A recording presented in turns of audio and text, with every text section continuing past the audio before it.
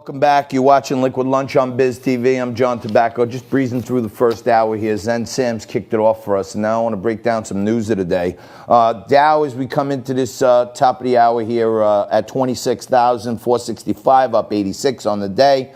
And I hate to say I told you so, but 2 days ago on Monday, I told you if Bitcoin closed above 9,300, it breaks through 10,300. It's going on a rocket shot to the 11s and possibly the teens.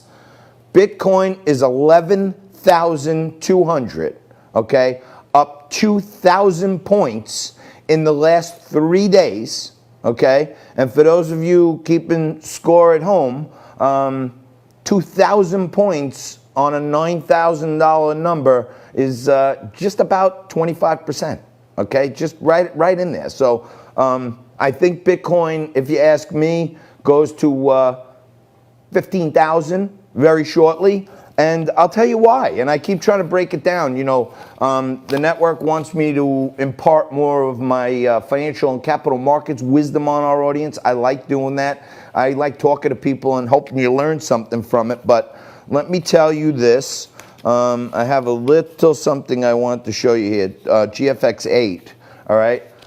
Fed's meeting today. There's a Fed meeting. They're going to be talking about interest rates and more stimulus and expanding the government's balance sheet. Now, the Fed, the Federal Reserve, is in charge of interest rate policy and monetary policy, all this other good stuff, right?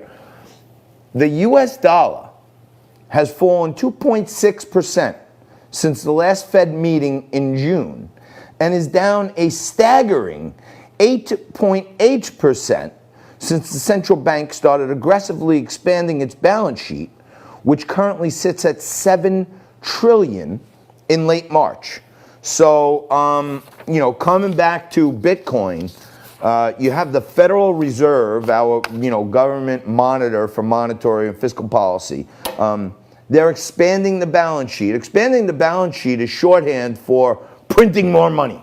That's what they're doing. They're expanding the balance sheet. They're printing money that's backed by nothing. And what happens is when there's more dollars going into circulation because the Fed is printing money, the actual dollar itself loses value. It's actually not worth a dollar.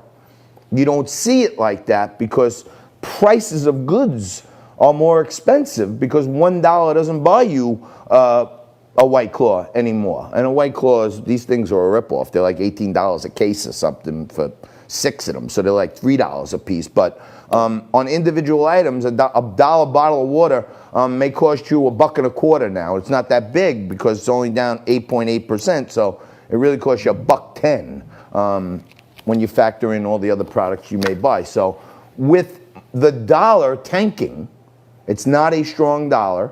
It works for us on the global scale because commodities, oil, gas, all that other stuff, trades on the global markets. They're priced in dollars, so weak dollar lets people buy more commodities. So it's good for commodity pricing. But on the other side of the coin, the weaker the dollar gets, it decreases your purchasing power, and Bitcoin is going up.